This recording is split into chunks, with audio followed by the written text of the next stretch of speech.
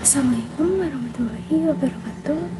Nah, di video kali ini saya akan menjelaskan mengenai IP address dan subnetting. Nah, di sini terdapat beberapa materi.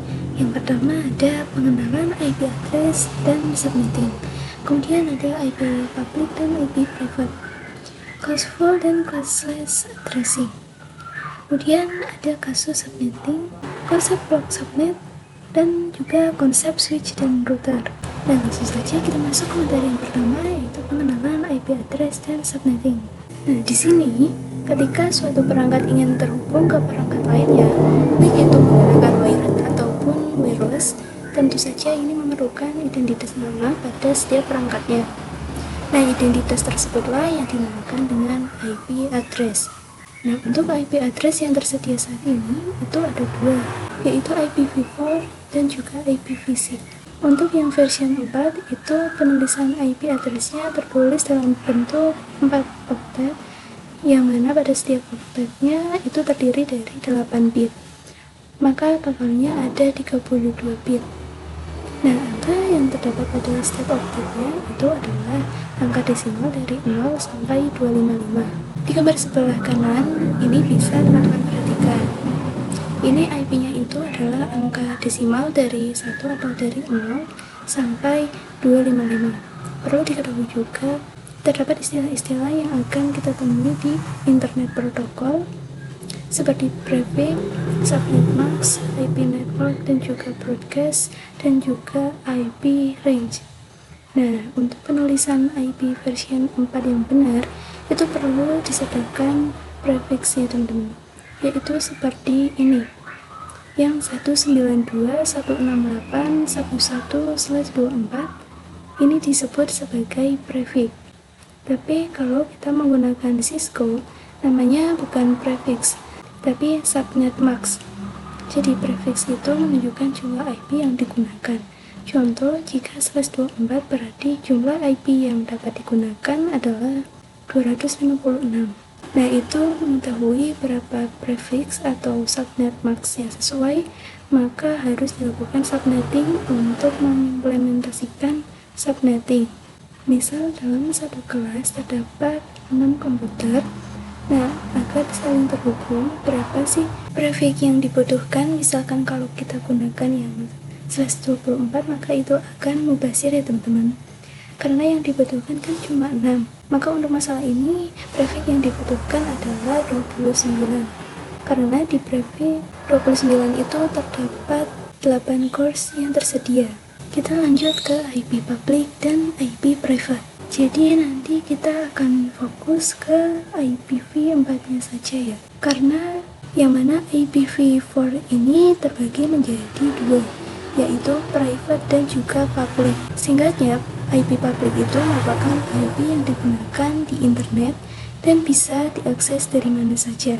Jika kita mengakses internet menggunakan HP atau komputer, maka itu berarti kita terhubung ke IP public dari suatu website, misal Facebook, YouTube, dan sebagainya. Adapun IP private adalah IP yang berada dalam jaringan lokal dan tidak bisa diakses langsung dari internet. Contohnya seperti lab sekolah atau kantor, itu sudah dipastikan menggunakan jaringan lokal. Nah, untuk alamat IP private itu dikategorikan menjadi 3 kelas. Nah, untuk alamat IP private itu dikategorikan menjadi 3 kelas, di mana pada setiap kelasnya itu sudah didefinisikan range-nya. Kita bahas yang kelas 1 dulu, yaitu yang kelas A, yang mana ini range-nya itu dari 10.0.0.0 sampai 10.255.255.255. Kalau lebih dari itu berarti itu namanya IP public. Contohnya, jika ada IP 10.256.2.1 itu berarti IP public. Nah, untuk kelas B yang range-nya dari 172.16.0.0 sampai dengan 172.31.255.255. Nah, ya sama seperti tadi, kalau lebih dari range itu, maka itu dinamakan sebagai IP public. Contohnya, jika ada IP 172.35.10.10 itu berarti IP public. Kemudian untuk kelas C, range-nya itu dari 192.168.0.0 sampai dengan 192.168.255. Dan untuk kelas C juga sama. Kalau lebih dari itu, misal ada IP yang lebih dari range ini, maka ini dinamakan sebagai IP public. Alamat IP private itu biasa digunakan di dalam jaringan lokal dan tidak dapat diakses langsung dari internet. Ini adalah bagian penting dari konsep yang dikenal sebagai Network Address Translation atau MAP yang memungkinkan beberapa perangkat dalam jaringan lokal itu menggunakan satu alamat publik tunggal, itu menggunakan satu alamat IP publik tunggal untuk berkomunikasi dengan internet. Jadi ketika dalam suatu ruangan itu menggunakan IP private, nah device tersebut itu terhubung ke switch, kemudian ke router. Nah dari router itu akan terhubung ke IS, kemudian ke internet. Jadi untuk jaringan lokal itu agar dapat terhubung ke internet, itu harus terhubung ke router atau gateway-nya. Kita masuk ke materi kelas full dan classless addressing. Di sini bisa teman-teman perhatikan gambar-gambar ini ya. Seperti yang sudah saya katakan, kalau IPv4 itu terbagi menjadi dua, yaitu IP private dan juga public. Nah, untuk IP address public dan private itu diklasifikasikan berdasarkan kelas-kelas, yaitu kelas A, B, C, D, dan E. Nah, khusus kelas D dan juga E ini tidak bisa digunakan karena biasanya itu digunakan untuk pengujian. Jadi hanya A, B, dan C saja yang bisa digunakan. Nah, di setiap kelasnya itu sudah ditetapkan listnya. Nah, untuk tabel yang sebelah kiri ini 1 sampai 126, 128 sampai 191, 192 sampai 223. Nah, itu adalah range IP address private dan public IPv4. Cuma untuk tabel yang sebelah kanan ini adalah range khusus IP address private. Nah, kita lihat di bawah ini yang 90.188.23.10 ini merupakan IP public yang masuk ke range A atau kelas E. Nah, ini ada subnet max dan prefix ya, yang /8 dan seterusnya. Seperti yang saya bilang tadi, jadi misalkan kelas A default subnet max-nya adalah 255.0.0.0, berarti ini sama dengan prefix /8. Dan begitu juga set dengan yang 255.255.0.0 yang subnet max-nya seperti itu sama dengan prefix /16. Nah, misalkan ada kasus dalam jaringan lokal, misal lab sekolah itu memiliki 200 port yang pastinya itu menggunakan IP private semua, dan misalkan menggunakan kelas A 10.0.0.0 yang prefix 8, yang mana di prefix 8 ini menyediakan 16 juta lebih cores. Jadi harusnya yang cocok digunakan untuk lab tersebut adalah yang /24. Kenapa? Karena di /24 ini hanya menyediakan 256 host. Nah, jadi itu dia yang dinamakan sebagai classless, yaitu pengalamatan IP tidak berdasarkan kelas. Karena kalau misalkan berdasarkan kelas, berarti dia harus ikut defaultnya, dimana itu sebenarnya kurang efektif ya, tidak efisien. Kita lanjut ke kasus subnetting part 1, karena nanti ada 3 part untuk kasus subnetting. Karena dalam pembahasannya atau permasalahan kasusnya itu kan ada perbedaan. Nah, di sini bisa dilihat untuk proses melakukan subnetting yang akan kita cari, yaitu ada mencari prefix yang sesuai, kemudian mencari subnet max, kemudian mencari IP network dan juga IP broadcast, kemudian juga akan melakukan atau mencari range IP yang bisa digunakan.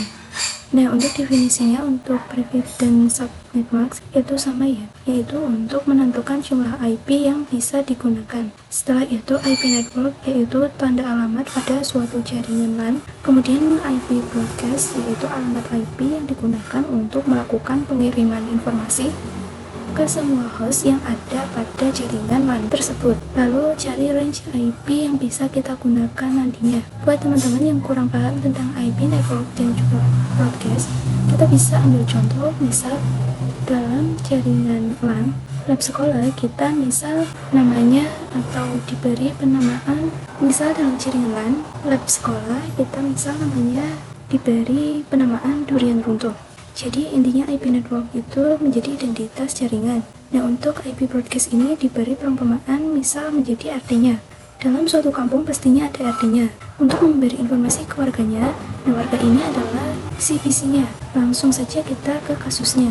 Di sini saya sudah siapkan. Jadi contoh di sini saya memiliki jaringan LAN yang terdiri dari 12 sisi. Misal di sini saya gunakan IP address kelas B dengan IP yang saya inginkan yaitu misal 172.16.x.x. Jadi kita akan mencari IP networknya berapa, IP broadcastnya berapa, dan range IP yang akan digunakan. Pertama-tama kita akan cari prefix. Jadi kita bisa tahu berapa jumlah IP yang digunakan adalah dengan mencari dua pangkat berapa yang hasilnya itu melebihi 12 tapi tidak terlalu jauh. Nah, yang melebihi 12 adalah 2 pangkat 4 yang hasilnya adalah 16. Nah, 4-nya ini, yang pangkatannya ini, yang 2 pangkat 4-nya ini, 4-nya ini akan kita gunakan sebagai pengurangan prefixnya ini. Jadi rumus prefix itu adalah 32. 2 ini adalah jumlah bit dari IPv4-nya ya. Kemudian dikurang angka pangkatan 2 yang tadi, yaitu dikurangi 4. Nah, hasilnya adalah 28. Jadi prefix yang cocok digunakan adalah /28. Kemudian setelah itu kita tentukan range IP mana yang bisa digunakan, dan di sini saya kan tadi bilang ingin gunakan yang kelas B. Jadi 172.16.10. Nah, seperti ini misalnya. Nah, ini kita fokus ke angka terakhir ya teman-teman, yang X ini. Nah, untuk mencari total IP-nya kita gunakan rumus. Di sini saya tulis total IP sama dengan 2 kurung 32 dikurangi, ini maksudnya tuh total IP sama dengan 2 pangkat 32 ya teman-teman. 32 ini seperti yang saya tadi bilang, yaitu bit dari IPv4, kemudian dikurangi dengan angka prefixnya, prefix yang tadi, yang hasilnya adalah 28. Jadi di sini dikurangi 28, kemudian sama dengan, kemudian 32 dikurangi 28, 4. Jadi 2 pangkat 4, yang mana berarti ini tuh hasilnya adalah 16. Karena 2 pangkat 4 itu kan sama dengan 16 ya. Nah, jadi 16 ini adalah total IP-nya. Selanjutnya kita cari subnet max-nya. Rumusnya adalah, ini saya singkat SM saja. Rumusnya yaitu 256. Nah, 256 ini adalah jumlah IP address. Kemudian dikurangi hasil dari total IP-nya. Nah, di sini total IP-nya adalah 16. Berarti di sini kita tulis 16, yang mana ini itu hasilnya adalah 240. Nah, dari sini kita bisa simpulkan subnet max yang kita hasilkan adalah 255.255.240. Nah, kita fokus ke oktet terakhirnya saja yang 240. Karena kita itu kan mau melakukan proses subnet max-nya pada kelas C, yaitu dari prefix /24 sampai /32. Oke, selanjutnya kita cari IP network dan IP broadcast-nya. IP network itu IP paling depan, sedangkan IP broadcast itu IP paling belakangnya. Nah, di sini saya tulis IP network sama dengan 0. Nah, kenapa 0? Jadi di sini kita mulai ada network untuk blok subnet pertamanya itu dari 0. Kalau untuk blok subnet yang kedua itu bisa ditambahkan, yaitu kita ditambahkan dengan total IP. Jadi 0 ditambah 16 kan masih 16. Kemudian blok subnet yang ketiga yaitu 16 tambah 16 yaitu 32. Kemudian lokasi network kita sampai ke blok 3 saja. Nah, kalau teman-teman mau lanjut sampai 256 ya silahkan. Kemudian kita cari IP broadcast-nya. Untuk IP broadcast itu caranya adalah kita kurangi 1 yang ada di broadcast selanjutnya. Berarti di sini 16 dikurangi 1. Kemudian dikurangi 1 yang hasilnya adalah 31. Nah, begitu juga seterusnya. Jadi bisa kita simpulkan dari sini ya. Nah, yang bisa digunakan pada blok yang pertama adalah 172.16.10.0 sampai dengan 172.10.15. Untuk pengertian atau konsep akan saya jelaskan di materi selanjutnya. Perlu diketahui bahwa IP network dan juga IP broadcast itu tidak bisa digunakan. Jadi IP yang bisa kita gunakan itu dari 172.16.10.1 sampai dengan 172.16.10.14. Karena yang 0 ini adalah IP network dan juga yang 15 ini adalah IP broadcast, yang mana itu tidak bisa kita gunakan. Jadi yang bisa kita gunakan itu adalah yang 10.1 sampai dengan 10.14. Nah, ini saya tuliskan saja. Sekarang kita lanjut ke kasus subnetting part yang kedua. Kali ini kita ambil contoh kasus yang terdapat 60 host. Langkah pertama ini caranya sama seperti yang kasus sebelumnya, yaitu kita cari dua pangkat berapa yang melebihi 60, tapi tidak terlalu jauh. Adapun dalam hal ini adalah 2 pangkat 6, yang mana itu hasilnya adalah 64, jadi tidak terlalu jauh dari 60.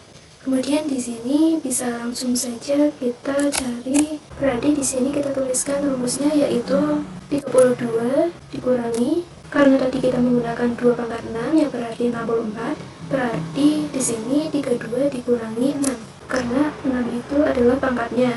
Dan ini hasilnya adalah 26. Berarti prefix yang digunakan di sini adalah /26.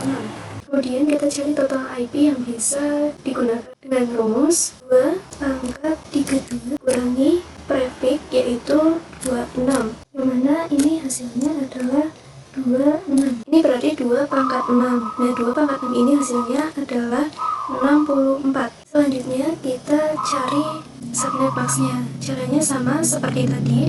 256 ini adalah jumlah IP address dikurangi dengan total 64 yang hasilnya 192. Jadi net max-nya ini adalah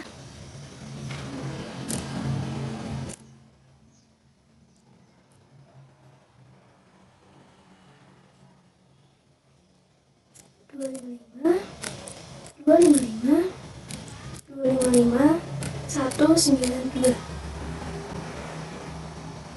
Nah, tadi kita kan mendapatkan prefix /26.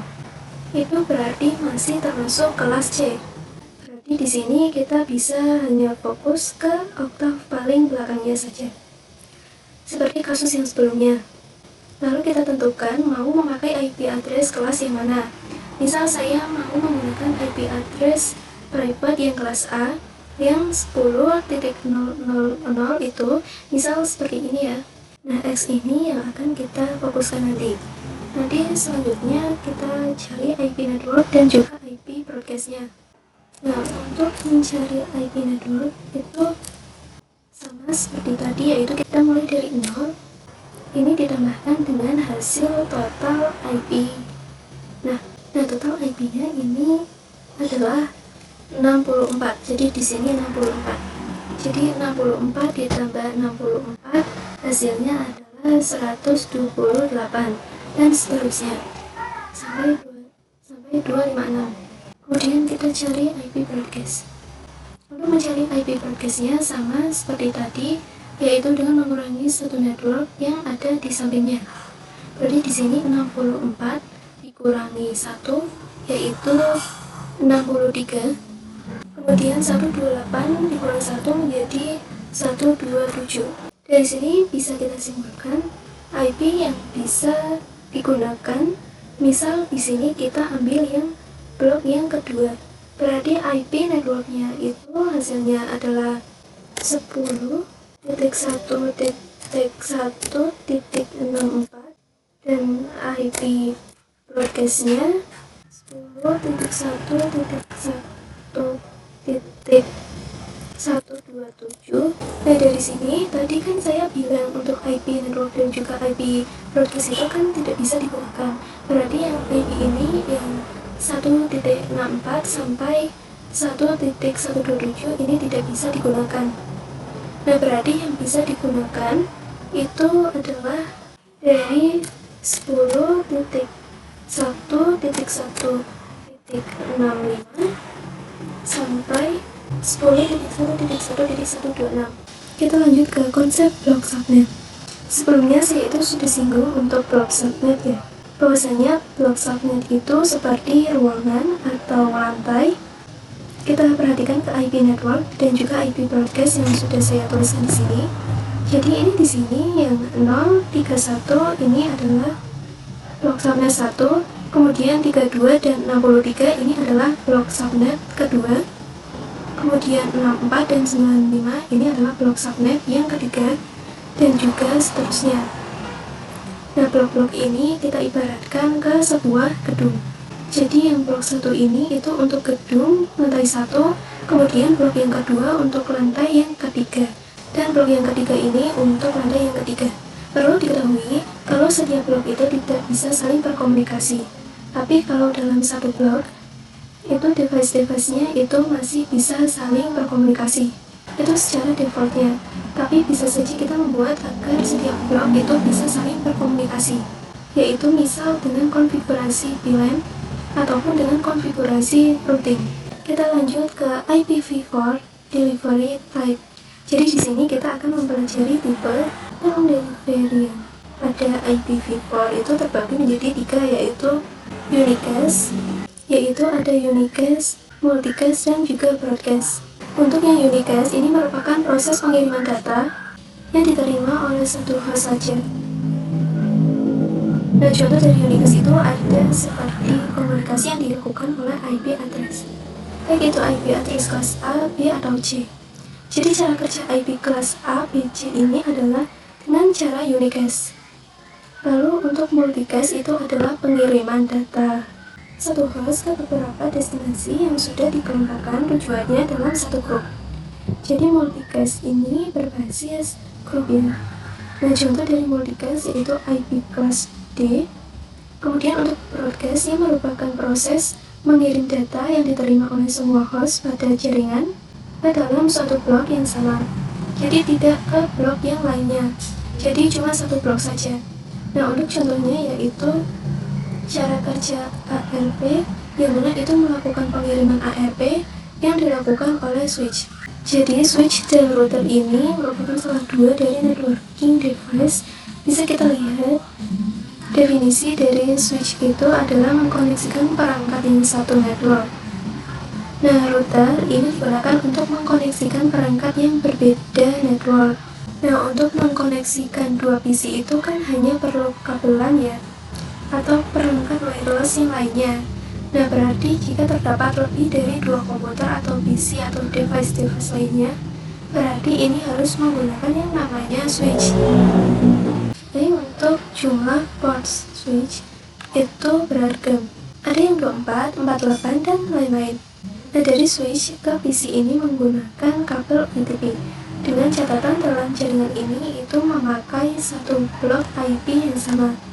Kemudian, jika terdapat dua jaringan yang memiliki IP dengan blok yang berbeda, jika ini saling berkomunikasi, maka harus digunakan device router. Sekian pembahasan dari saya, kurang lebihnya mohon maaf. Wassalamualaikum warahmatullahi wabarakatuh.